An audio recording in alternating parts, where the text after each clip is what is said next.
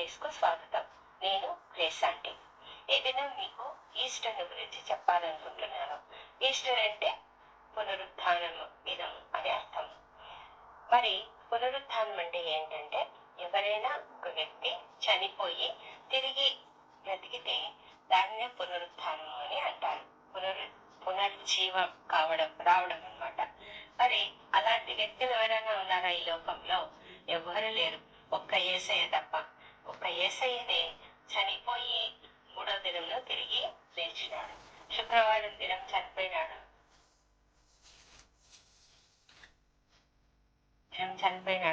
3వ దినము ఆదివారం దినము ఖచ్చితంగా ఉదయాన్నే తెల్లవారగానే ఆయన లేచేస్తున్నాడు అనమాట. అందుకనే మనం ఆ దినాన్ని ఈస్టర్ గా పిలుచుకుంటాము. యేసయ్య పునరుత్థానమైన రోజు, రిజరక్షన్ డే అని మనము చక్కగా సెలబ్రేట్ కూడా చేసుకుంటాం. యేసయ్యను ఆరాధిస్తాం. మరి శుక్రవారం దినము ఆయన శిలువ మీద చనిపోయినాడు.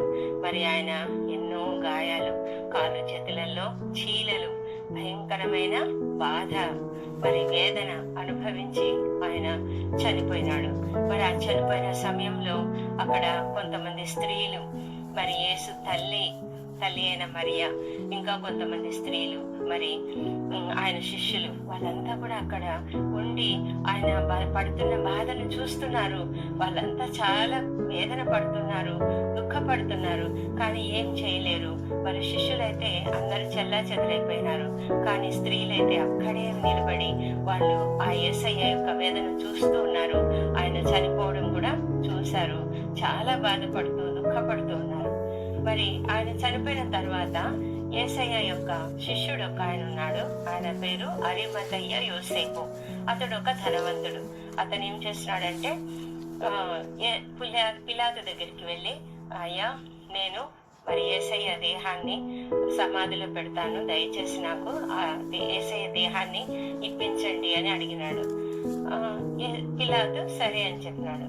మరి అప్పుడు అరిమతయ్య యోసేపు యేసయ్య దేహాన్ని శిలువ మీద నుంచి కిందికి దింపి శుభ్రం చేసి, మరి శుభ్రమైన నారబట్టలతో చుట్టి, మరి యూదుల మత సాంప్రదాయం ప్రకారము మరి వాళ్ళు ఏ విధంగా పాతి పెడతారో ఆ విధంగా సుగంధ ద్రవ్యాలని చక్కగా పూసి నారబట్టలు చుట్టి ఆయనను ఒక సమాధిలో పెట్టినారు. ఆ యొక్క సమాధి అరిమతయ్య యోసేపు తన కోసం అని తొలగించుకున్నటువంటి కొత్త సమాధి అన్నమాట.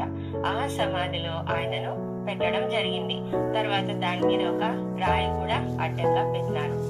అయితే అక్కడ ఉన్నటువంటి పరిసయ్యులు, మరి ప్రధాన యాజకులు, మరి శాస్త్రులు, వీళ్ళందరూ కూడా పిలాతు దగ్గరికి వెళ్ళి, అయ్యా, యేసయ్య చనిపోకముందు ఏం చెప్పినాడంటే, నేను చనిపోయి 3వ దినమున తిరిగి లేస్తానని చెప్పినాడు. కాబట్టి ఒకవేళ ఆయన సమాధిలో ఆయన దేహాన్ని శిష్యులే ఎత్తుకొని పోయి ఆయన లేచినాడని అబద్ధంగా ప్రచారం చేస్తారేమో, అదంతా మనకు ఇష్టం లేదు, మాకు ఇష్టం లేదు. కాబట్టి మీరు భద్రపరచండి, దయచేసి ఆ సమాధిని బాగా భద్రపరచండి అని అడిగినారు.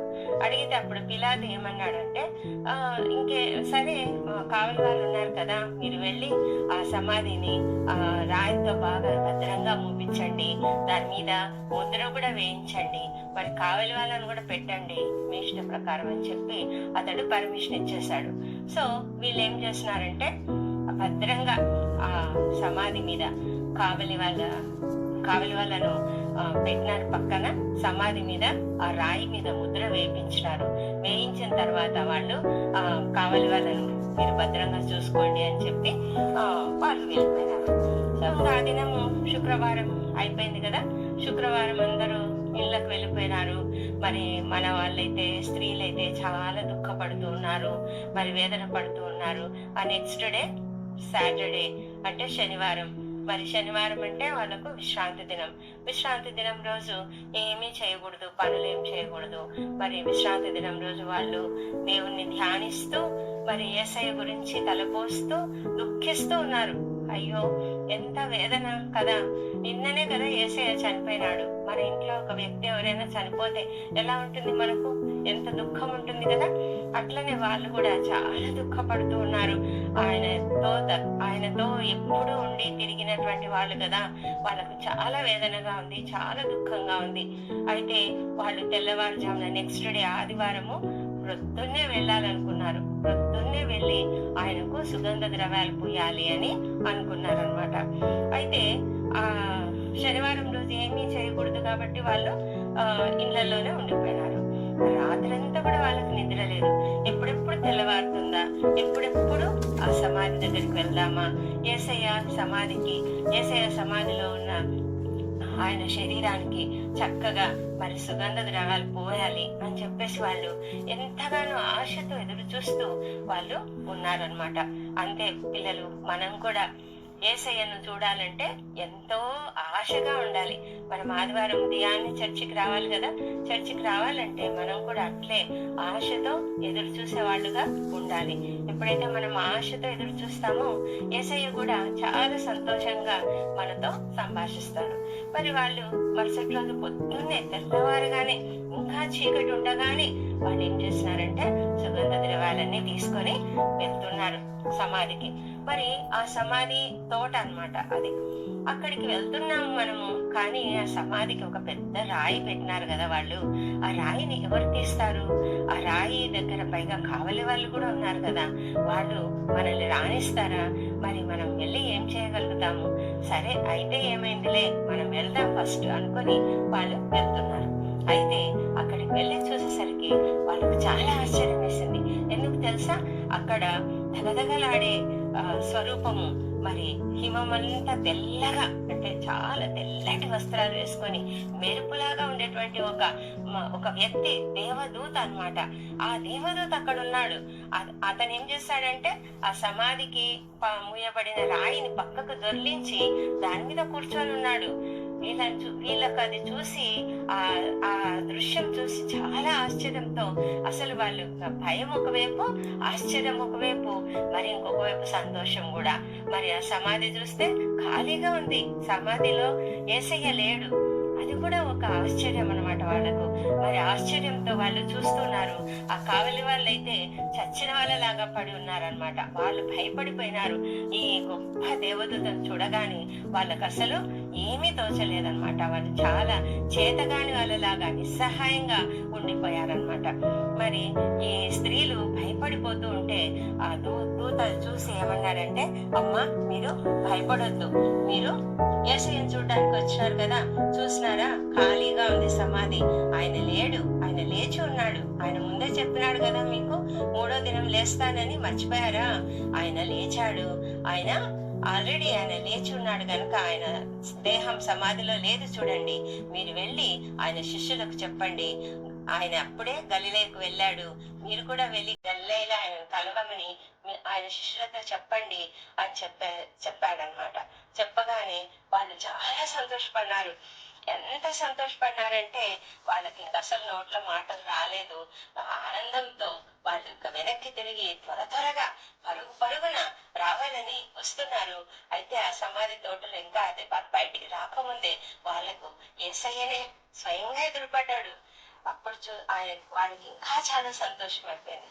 నిన్నటి దినాన ఆయన శుక్రవారం దినాన ఆయన చనిపోవడం చూసినారు, ఆయన వేదన పడడం చూసినారు, ఆయన మరణించడం చూసినారు, అలాంటి విగత జీవిగా ఉండడం ఆయన చూసినారు. కానీ ఈరోజు సజీవంగా ఆయన చూసే లోపల వాళ్ళకి చాలా సంతోషం అయిపోయింది. వెళ్ళి ఆయన కాళ్ళ మీద పడి ఆయనకు మొక్కారనమాట. అప్పుడు యేసయ్య అన్నాడు, అమ్మ మీరు భయపడొద్దండి, మీరు వెళ్ళి నా శిష్యులు ఉన్నారు కదా, నా సహోదరులు, వాళ్ళకి చెప్పండి నేను లేచాను, నేను గలిలేకు వెళ్తున్నాను, వాళ్ళు కూడా గలిలేకు వస్తే నేను వాళ్ళని కలుస్తానని వాళ్ళతో చెప్పండి అమ్మా అని చెప్పాడు. అప్పుడు వాళ్ళు సంతోషంగా ఇంటికి పోయి యేసయ్య శిష్యులతో విషయం అంతా కూడా చెప్పారనమాట. వాళ్ళు కూడా చాలా సంతోషించినారు. పైగా వాళ్ళు ఏం చెప్పారంటే, సమాధిలో యేసయ్య లేడు, మీరు కావాలంటే వెళ్ళి చూడండి, సమాధి ఖాళీగా ఉంది.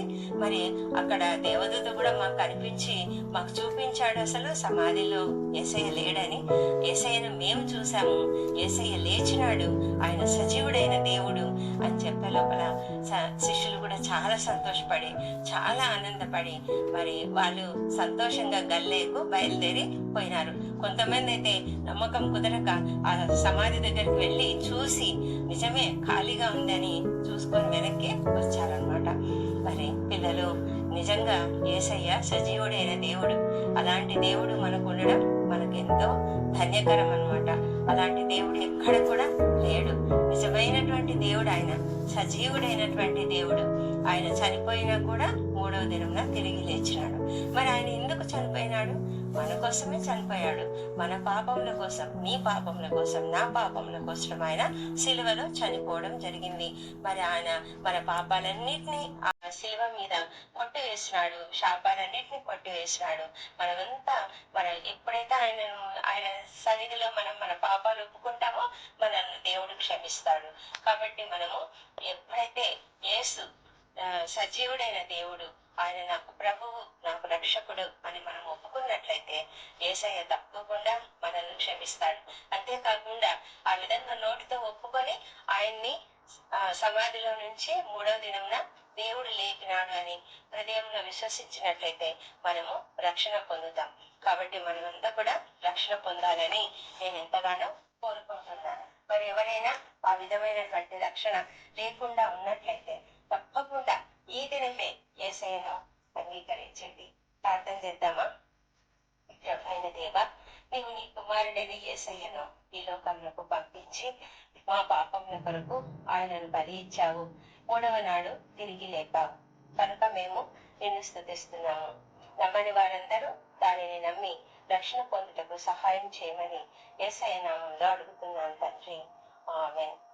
ఓకే, మరి ఇంకొకసారి మరొక మంచి కథతో మనం కలుసుకుందాం. అంతవరకు సెలవు పిల్లలు. బాయ్.